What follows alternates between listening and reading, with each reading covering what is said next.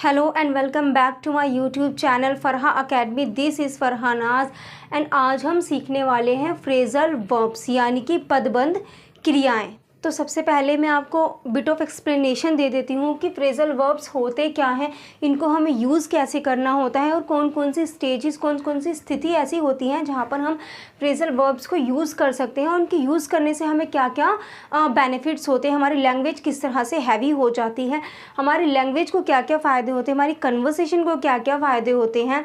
तो जब भी हम किसी के साथ इंटरैक्ट करते हैं, किसी के साथ बात करते हैं या फिर कोई कन्वर्सेशन करते हैं, तो हम जब फ्रेजल वर्ब का यूज़ करते हैं तो फ्रेजल वर्ब यूज़ करने से हमारी जो लैंग्वेज होती है वो बहुत ही हैवी हो जाती है, हमारी भाषा बहुत ही जानदार लगने लगती है। अब आप हिंदी में ही देख लीजिए कि कुछ लोग होते हैं बहुत ही ज़्यादा सटीक बातों का वो प्रयोग करते हैं, बहुत ज़्यादा फालतू बोलना वो पसंद नहीं करते, कुछ टू द पॉइंट चीज़ें ही होती हैं जिन्हें वो अपने इंटरेक्शन में, अपनी कन्वर्सेशन में करते हैं, तो उनकी जो लैंग्वेज होती है वो बहुत ही हैवी लगने लगती है। आप भी उनसे बहुत ही आकर्षित होते हैं, बहुत अट्रैक्ट होते हैं उनकी लैंग्वेज से कि भाई उसकी लैंग्वेज तो बहुत अच्छी है, वो बहुत अच्छी अच्छी चीज़ें बोलता है और वो एक ही लाइन में या फिर एक ही कोई ऐसा वाक्य बोलता है आप उससे बहुत ही अट्रैक्ट हुए जा रहे हैं, उसकी लैंग्वेज आपको पसंद आने लगती है। तो आज वही हम सीखने वाले हैं कि फ्रेजल वर्ब को यूज़ करके हमारी कन्वर्सेशन जो है वो बहुत ही अट्रैक्टिव कैसे बनेगी और हमें कैसे कैसे यूज़ करना होता है। तो आज हम दो तरह के फ्रेजल वर्ब देखेंगे, एक तो हम देखेंगे कैरी वाले फ्रेजल वर्ब एंड दूसरे हम देखेंगे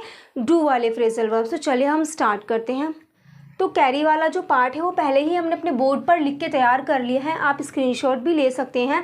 तो चलिए हम समझना स्टार्ट करते हैं। तो हमारा पहला जो वर्ड है, हम दोनों कैरी एंड डू, हम दोनों के 5 वर्ड्स हम सीखेंगे। तो चलिए, कैरी आउट यानी आज्ञा का पालन करना। जब आप किसी ने आपको कोई ऑर्डर दिया होता है तो आपको उसका ऑर्डर मानना होता है और आप उसका ऑर्डर जब मानते हैं, उसकी आज्ञा का पालन करते हैं, उसकी बात को पूरा करते हैं, तो वहाँ कैरी आउट का यूज़ होता है। तो कैरी आउट का यूज़ हो गया यानी आप आज्ञा का पालन कर रहे हैं, तब आप कैरी आउट का यूज़ करेंगे। तो कोई भी सेंटेंस अगर ऐसा होगा जिसमें आज्ञा का पालन हो रहा हो तो वहाँ पर कैरी आउट का यूज़ किया जाएगा। सेकेंड इज़ कैरी ऑन यानी लगे रहना। आई थिंक जिनकी इंग्लिश बहुत वीक भी होती होगी, जिनकी इंग्लिश पे पकड़ ज़्यादा अच्छी नहीं होगी, उन्हें भी कैरी ऑन का मतलब पता ही होगा, क्योंकि अब तो बहुत चलन है कि जो लोग एजुकेटेड नहीं भी होते हैं, जिनको इंग्लिश भी नहीं आती है, वो भी बहुत छोटे छोटे वर्ड्स को यूज़ करने लगेंगे इंग्लिश के। तो कैरी ऑन एक ऐसा ही बहुत यूज़फुल और कॉमन सा वर्ड है, लगे रहना। तो आप किसी भी चीज़ को जब किसी से कहते हैं कि लगे रहो, लगे रहना है आपको इस काम में, आपको कामयाबी मिलेगी, यू विल गेट सक्सेस, तो फिर आप जब भी कहते हैं कि कैरी ऑन, आप लगे रहो, तो कैरी ऑन का यूज़ लगे रहने के लिए किया जाता है। थर्ड इज़ कैरी ऑफ यानी उठा कर ले जाना। कोई भी सेंटेंस अगर ऐसा आएगा जिसमें उठा कर ले जाने की कोई भी चीज़ होगी, कुछ ऐसा आप सेंटेंस यूज़ करेंगे तो तब आप बोलेंगे कि carry off. Fourth is carry through यानी पार कराना। आपने किसी को कोई स्टेज पार करा दी है या कुछ भी है, तो वहाँ जब इस तरह का कोई सेंटेंस हुआ कैरी थ्रू, पार कराने के लिए, तो आपको कैरी थ्रू का यूज़ करना होगा। फिफ्थ है कैरी ओवर यानी अगले पृष्ठ पर ले जाना, यानी अगले स्टेज पर ले जाना। आप उसे किसी भी तरह से यूज़ कर सकते हैं, वो it's totally up to you कि आप उसे कैसे यूज़ कर रहे हैं। कैरी ओवर यानी अगले पृष्ठ पर ले जाना, यानी किसी दूसरी स्टेज में ले जाना, किसी दूसरी सिचुएशन में ले जाना।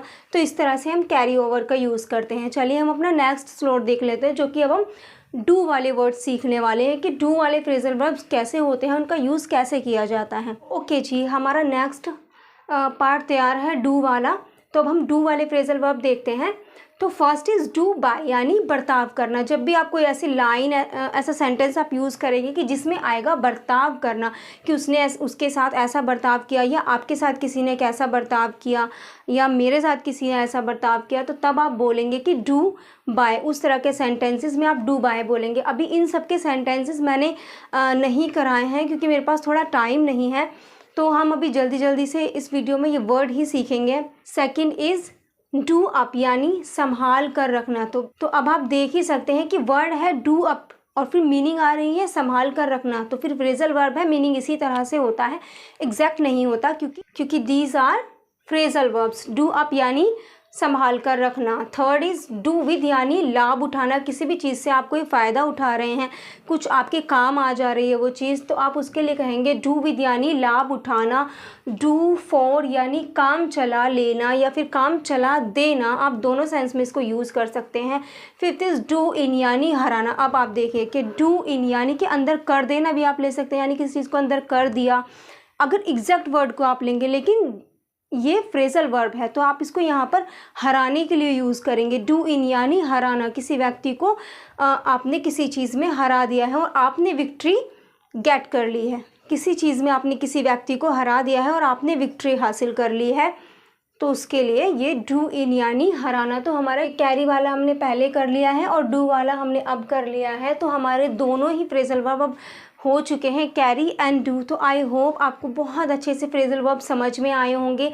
मैंने जो बिट ऑफ एक्सप्लेनेशन इनका स्टार्टिंग में दिया था आपको वो भी समझ में आया होगा कि किस तरह से इसको यूज़ करना है और कौन कौन सी सिचुएशन में यूज़ करना है। तो आई होप आपको वीडियो बहुत पसंद आई होगी। If you like it, do like, share, comment and subscribe to my channel. Thank you.